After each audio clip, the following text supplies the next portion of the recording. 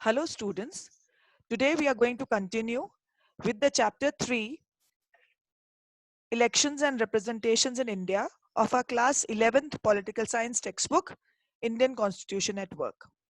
Till now we have studied about the FPTP system. Today we are going to study about the next system of elections, that is the proportional representation system. Now the proportional representation system is divided into two: the list system and the single transferable vote system. Let us know it better.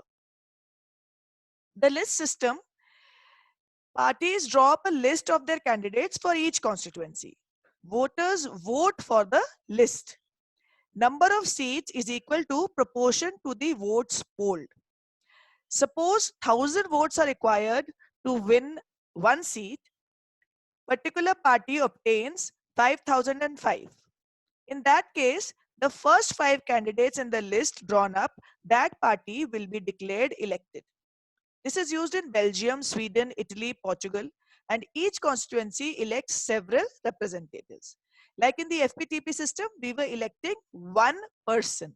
Here, these people are voting for the list of their candidates and not for one person. The second system is single transferable vote system. In this, voters mark all the candidates in order of preference. They can express their first, second, third choice, etc. on the ballot paper. So in the FPTP system, what happens is we can choose only one candidate. But in the single transferable PR system, we can choose 3 or 4 candidates. We can mark them in sequence in our choice of preference. Electoral quota is established when the votes are counted. Quota means the minimum number of votes needed by a candidate to win one of the seats. So how many votes will a person need to win a particular number of seats? That is decided by the quota. And this quota is counted once all the votes are polled. There is a formula that is followed. What is the formula? Formula is total votes upon number of seats plus 1. Plus 1 is equal to quota. That is the quota. So let us understand this with an example. If 5 Rajya Sabha members have to be elected by 90 MLAs in Haryana, the quota would be 16 votes. How? Total number of votes is 90. Total number of votes is 90. Number of seats is 5. In this 5, we have added 1. So it becomes 90 upon 5 plus 1. Answer is 15. Okay. This is 15. And then we add 1 to it. Plus 1, this becomes the quota. So any member to win elections and be a member of the Rajya Sabha has to be getting 16 votes. So this is our single transferable vote system. And this system is followed when we elect our representatives for the Rajya Sabha. You know, Rajya Sabha is indirect elections. The people don't elect the members of the Rajya Sabha. It is the MLAs, that is the members of the legislative assemblies, who elect the members for the Rajya Sabha. We will study about it in the next video. Let us say a comparison of FPTP and PR system of election. FPTP, the country is divided into small geographical units called constituencies or districts. In the PR system, large geographical areas are demarcated as constituencies. The entire country can also be a single constituency. Every constituency elects one representative in the FPTP system, whereas in the PR system, more than one representative may be elected from one constituency. Here voters vote for the candidate, here voters vote for the party. A party may get more seats than votes in the legislature in the FPTP system, whereas in the PR system, every party gets seats in the legislature in proportion to the percentage of votes that it gets. क्योंकि एक quota follow होता है, ठीक है? यहाँ क्या होता है? यहाँ पे जिसको सबसे ज्यादा वोट मिलते हैं वो जीत जाता है. यहाँ पर क्या होता है? जिसको मेजॉरिटी नंबर ऑफ वोट्स मिलते हैं वो जीत जाता है. यहाँ जरूरी नहीं है, एफपीटीपी में जरूरी नहीं है कि मेजॉरिटी मिले, लेकिन पीआर में मेजोरिटी ही मिलती है। FPTP follow होता है in countries like UK and India, whereas PR system is followed in countries like Israel and Netherlands, and it is also followed in the Rajya Sabha elections in our country. You see, the countries are smaller and they are lesser population, and that is why PR system can work. It is very difficult for PR system to work in India, where there is huge population and also there is illiteracy. People will not understand. It is a very difficult system to understand. That is why India follows the FPTP system and follows the PR system for a smaller election, that is the election of Rajya Sabha members. Okay.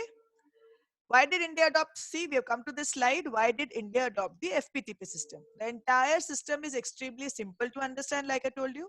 There is also a clear choice presented to the voters at the time of elections. कि भाई इसे elect करना है.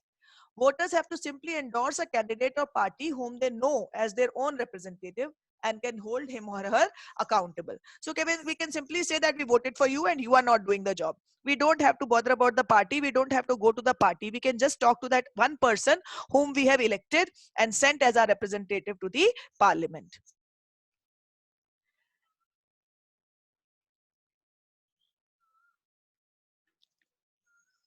Reservation of constituencies.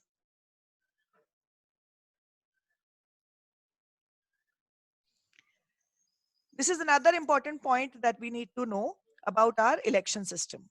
In our elections, there is a system of reservation of constituencies. Okay. When we were under the British, when we were ruled by the British, there was a system of separate electorates. Okay. So during British government, for electing a representative from a particular community, only those voters would be eligible who belong to that community. Right? So what had happened was the Britishers were trying to rule us by the divide and rule formula. So they used to keep separate voting booths and separate voting systems for Muslims and Hindus, because of which the divide became bigger, okay, greater. And so they, in this system, there were separate electorates only. बिल्कुल अलग ही रख देते थे कि Muslims जो हैं वो उस तरफ जाके वोट करेंगे, हिंदूज जो हैं वो इस तरफ आके वोट करेंगे, और कैंडिडेट्स भी अलग अलग होंगे, मुस्लिम के मुस्लिम कैंडिडेट्स होंगे, हिंदू के हिंदू कैंडिडेट्स होंगे, और इन दोनों का एक दूसरे से कोई मेलजोल नहीं होगा during elections. So that is how the separate electorates were managed by the British government. So this brought a distance between the two communities, and this brought a difference between the two communities. What the constitution did after the independence was it started keeping reserved constituencies. What was the difference?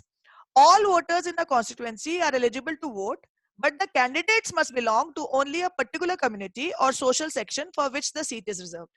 So यहाँ क्या करने लगे? यहाँ पे seat को reserve करने लगे for a particular community. जैसे आपने एक कॉन्स्टिट्यूएंसी में एक सीट जो है वो मुस्लिम कैंडिडेट के लिए रिजर्व कर दी है, मुस्लिम लोगों के लिए नहीं, मुस्लिम कैंडिडेट्स के लिए. तो वहां से जो पार्टीज जो है वो सिर्फ मुस्लिम कैंडिडेट्स को ही खड़ा कर सकती हैं. ठीक है. इस चक्कर में क्या होगा, सारे लोग जो उस जगह रहते हैं वो सारे लोग उस मुस्लिम कैंडिडेट के लिए ही वोट करेंगे. तो कम से कम एक रिप्रेजेंटेटिव उस पर्टिकुलर कम्युनिटी का पार्लियामेंट में चला जाएगा.